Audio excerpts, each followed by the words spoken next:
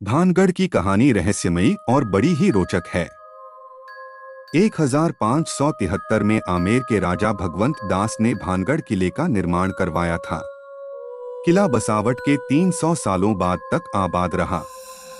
16वीं शताब्दी में राजा सवाई मान सिंह के छोटे भाई राजा माधो सिंह ने भानगढ़ किले को अपना निवास बना लिया। एक श्राप के कारण बना भूतों का भानगढ़। कहते हैं कि भानगढ़ की राजकुमारी रत्नावती बहुत खूबसूरत थी। उस समय राजकुमारी खूबसूरती की चर्चा पूरे राज्य में थी। कई राज्यों से रत्नावती के लिए विवाह के प्रस्ताव आ रहे थे। उसी दौरान वो एक बार किले से अपनी सखियों के साथ बाजार में निकली।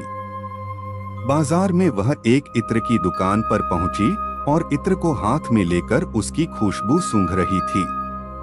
उसी समय उस दुकान से कुछ दूरी सिंधु सेवड़ा नाम का व्यक्ति खड़ा होकर राजकुमारी को निहार रहा था। सिंघिया उसी राज्य का रहने वाला था और वह काले जादू में महारथी था। कथित रूप से राजकुमारी के रूप को देख तांत्रिक मोहित हो गया था और राजकुमारी से प्रेम करने लग गया और राजकुमारी को हासिल करने के बारे में सोचने लगा। लेकिन रत्नावती ने कभी उसे पलटकर नहीं देखा। जिस दुकान से राजकुमारी के लिए इत्र जाता था, उसने उस दुकान में जाकर रत्नावती को भेजे जाने वाली इसकी बोतल पर काला जादू कर उस पर वशीकरण मंत्र का प्रयोग किया। जब राजकुमारी को सच्चाई पता चल गई तो उसने इत्र की शीशी पास ही एक पत्थर फेंक दी। इससे शीशी टूट गई और इत्र बिखर गया। काला जादू होने के कारण पत्थर सिंधु सेवड़ा के पीछे हो लिया और उसे कुचल डाला। सिंधु सेवड़ा तो मर गया, लेकिन मरने से पहले उस तांत्रिक ने श्राप दिया कि इस किले में रहने वाले सभी लोग जल्द ही मर जाएंगे और दोबारा जन्म नहीं लेंगे। उनकी आत्मा इस किले में ही भटकती रहेंगी।